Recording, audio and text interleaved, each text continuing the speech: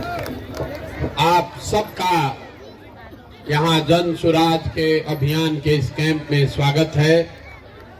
मेरा ही नाम है प्रशांत किशोर और हम कोई नेता नहीं हैं, आपसे वोट मांगने नहीं आए हैं, कोई साधु महात्मा भी नहीं है, प्रवचन नहीं करते हैं, भाषण नहीं देंगे। हम बिहार के एक साधारण परिवार के लड़के हैं। हमारे अपने बाबा मजदूर थे, बैलगाड़ी चलाते थे। बाबूजी हमारे यहाँ सरकारी डॉक्टर थे। जैसे आपके बच्चे सरकारी विद्यालयों में पढ़ते हैं, ऐसे ही किसी सरकारी विद्यालय से पढ़कर हमने अपना जीवन शुरू किया। माता पिता का आशीर्वाद है, ऊपर वाले की कृपा है, जीवन में कुछ हासिल कर लिए हैं। जो लोग हमको जानता है वो आपको बताएगा, इस देश में जितना बड़ा दल और नेता है, जिसको भी चुनाव लड़ना है वो हमारे पास लोग आता है सलाह लेने। जैसे आप डॉक्टर के पास जाते हैं, कोई आपके घर में बीमार पड़ता है, आप डॉक्टर के पास जाते हैं तो डॉक्टर साहब 500 रुपया 1000 रुपया फीस लेते हैं। हम जो काम करते थे, अगर नेता को चुनाव लड़ना है तो हमारे पास आएगा सलाह लेने, तो हमारा फीस 500 1000 रुपया नहीं है, 5000 10,000 भी नहीं, 5 लाख 10 लाख भी नहीं, 5 करोड़ 10 करोड़ भी नहीं। हमारा फीस है 100 करोड़ या उससे ज्यादा। इतना पैसा लेते हैं तब लोग को सलाह देते हैं। वो काम को हमने 10 बरस किया। जिस दल का, जिस नेता का को हाथ पकड़े, जिसको सलाह दिए, सब जीत गए। फिर हमने तय किया कि अभी काम नहीं करेंगे। तब आप कहिएगा कि ए भैया, इतना पैसा, इतना शोहरत जिस काम में था, उस काम को छोड़े क्यों? छोड़े इसलिए कि 10 बरस बड़े बड़े दल और नेताओं के साथ रह के काम करके देखा। दलों के जीतने से, नेताओं के जीतने से जनता नहीं जीतती है। आपको, हमको लगता है कि हमारा दल जीत गया, हमारा नेता जीत गया। जो जीत गया वो जीत के हेलीकॉप्टर पर गया और आपके और आपके बच्चों की दशा कभी नहीं सुधरी। इसीलिए हमने तय किया कि अगर भगवान ने हमको शक्ति बुद्धि दिया है, ऐसी ताकत दी है कि जिसको हाथ पकड़ते हैं वही जीत जाता है, तो नेता और दल को तो बहुत जिता लिए। एक बार चलकर अपने राज्य की जनता, बिहार की जनता को जिताते हैं। इसीलिए उस काम को छोड़े और छोड़कर आज यहाँ 14 महीना से पैदल चल रहे हैं। हम वोट नहीं मांगते हैं, हम कोई दल नहीं बनाए। लोग पूछ रहा है कि वोट काहे नहीं मांगते? वोट नहीं लीजिएगा, चुनाव नहीं जीतिएगा तो बिहार सुधरेगा कैसे? तो हम आपको ये बताएंगे कि वोट काहे नहीं मांगते। 50-60 वर्ष में तो आपसे वोट मांगने वाला कितना आदमी आया। जो आया वो यही कहा, हमको वोट दे दीजिए, हम आएंगे तो आपका जीवन सुधर जाएगा। आप यही सोच के, कहानी सुन के वोट दिए जा रहे हैं। 40-50 वर्ष तक आपने कांग्रेस को जिताया, फिर 15 वर्ष गरीब के बेटा लालू जी को आपने जिताया। 18 वर्ष से नीतीश कुमार कुर्सी पर बैठे हैं। दिल्ली में हमने, आपने मोदी जी को भी जिता कर देख लिया, लेकिन आपका और आपके बच्चों का जीवन नहीं सुधरा। तो अगर आज प्रशांत किशोर आए हैं, हम पर भरोसा करके हमको वोट दीजिएगा, तो इसका क्या गारंटी है कि जैसे हम भी आपको न ठगे, जैसे दूसरा आदमी ठगा है वैसे हम भी तो आपको ठग सकते हैं। इसीलिए हम वोट मांगते ही नहीं हैं। आप बहुत देर से बैठे हैं, लेकिन 15 मिनट धीरज और धरिए। अभी 10-15 मिनट में आपको वो रास्ता बताएंगे। अगर आपको समझ में आ जाए तो वोट चाहे जिसको मन है उसको दे दीजिए, लेकिन हम जो रास्ता बता रहे हैं अगर उसको समझ जाइएगा तो आपके बच्चों के लिए पढ़ाई रोजगार हो जाएगा, आपका गरीबी खत्म हो जाएगा। हम भाषण नहीं देंगे, हम ये रास्ता आपको बताएंगे, सवाल आपसे पूछेंगे, आप उसका जवाब दीजिएगा और आपके आंख के सामने वो रास्ता अपने आप दिखेगा। तो हम जब सवाल पूछें तो हर आदमी को जवाब देना है, हाँ चाहे ना बोलना है हाथ उठाकर। जरा यहाँ जितने लोग आप आए हैं सब आदमी सोचकर बताइए, आपके गांव में, आपके पंचायत में और कुछ हो या ना हो, सभी के बच्चों के पढ़ने के लिए अच्छी व्यवस्था होनी चाहिए कि नहीं होनी चाहिए? सबको बताना है तभी बुझाएगा। हाथ उठाकर बोलिए, होना चाहिए नहीं होना चाहिए? हाथ नीचे कर लीजिए। हमने नहीं कहा, यहाँ बैठा हुआ हर आदमी ये कह रहा है कि ना भैया पढ़ने का व्यवस्था तो होना ही चाहिए। आप में से बहुत सारे लोग हैं जो खुद पढ़े लिखे नहीं हैं।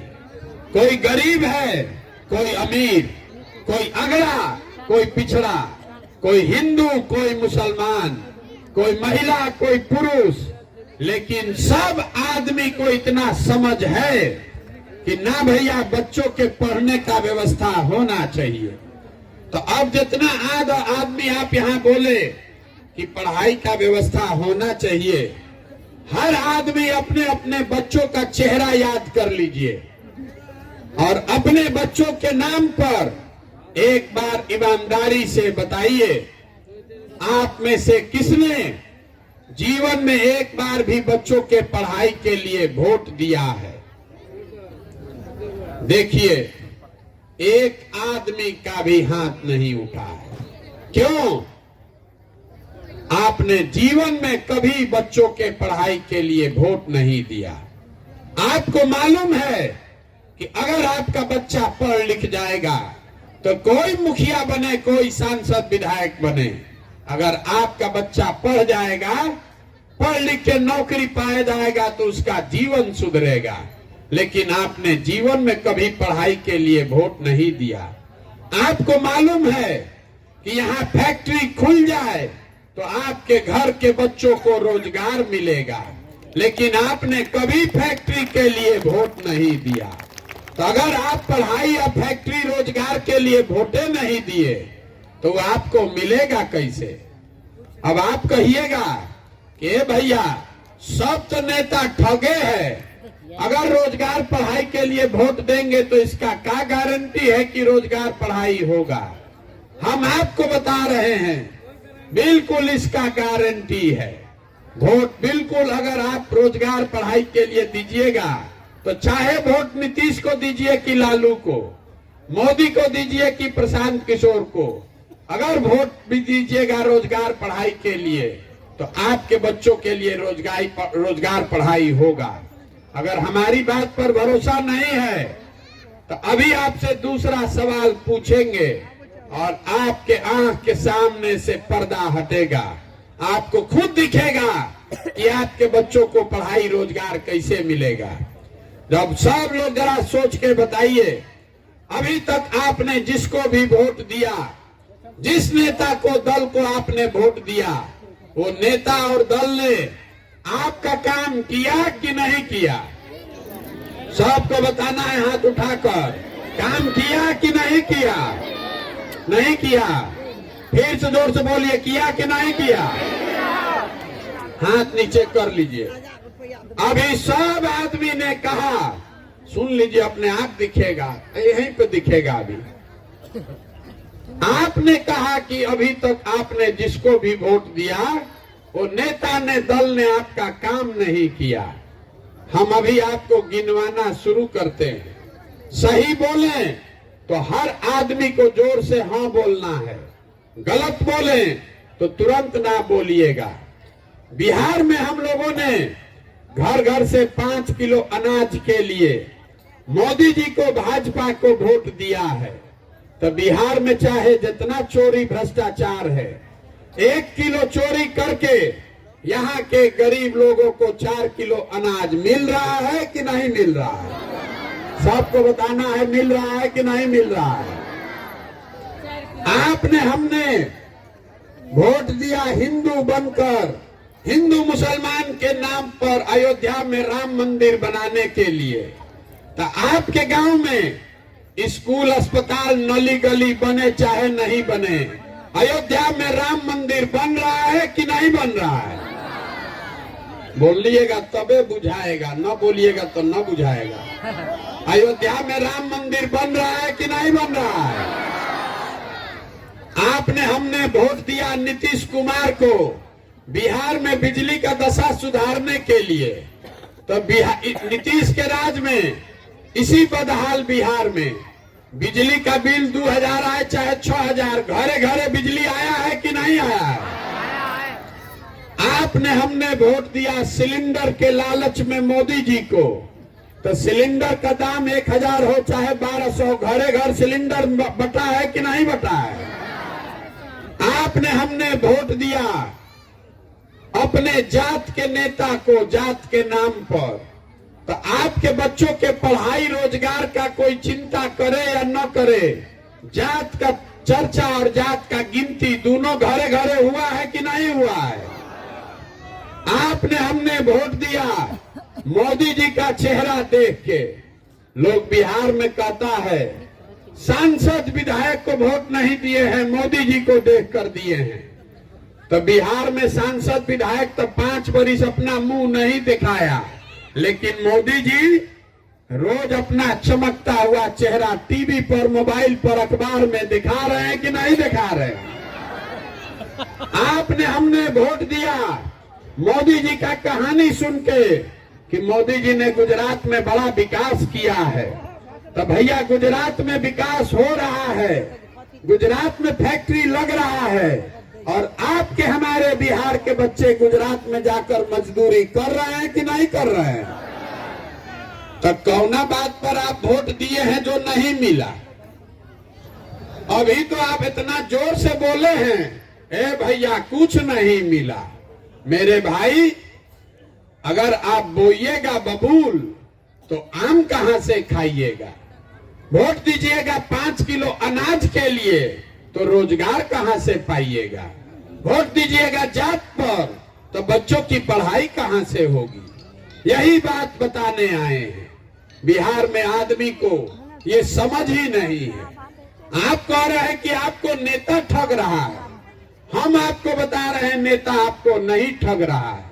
अगर नेता ठगता तो एक बार ठगता, दूसरा बार आप जग जाते, 2 बार ठगता, तीसरा बार आप समझ जाते। आपका ये दुर्दशा आज से थोड़े ना है, आप तो 50 बरिस से इसी दुर्दशा में जी रहे हैं। जो आया वही ठग लिया। इसका मतलब है कि कहीं ना कहीं आपके समझ में फेर है। वो समझ में फेर ये है कि आपको यहाँ जितने लोग बैठे हैं, आपको अपनी और अपने बच्चों की चिंता नहीं है। बिहार में आदमी को अपने बच्चे की चिंता ही नहीं है। हम अभी आपके गांव में आए हैं, अगर रास्ता में 200 बच्चा मिला, आधा से ज्यादा बच्चों के शरीर पर इस ठंडा में शुद्ध कपड़ा नहीं है। आपके जितने बच्चे आए हैं, ज्यादातर बच्चों के पैर में हवाई चप्पल नहीं है। हम सुबह से आज चलकर आ रहे हैं, किसी गांव में किसी विद्यालय में बच्चे पढ़ नहीं रहे। आपके बच्चे रोड पर, घूरा पर दौड़ रहा है।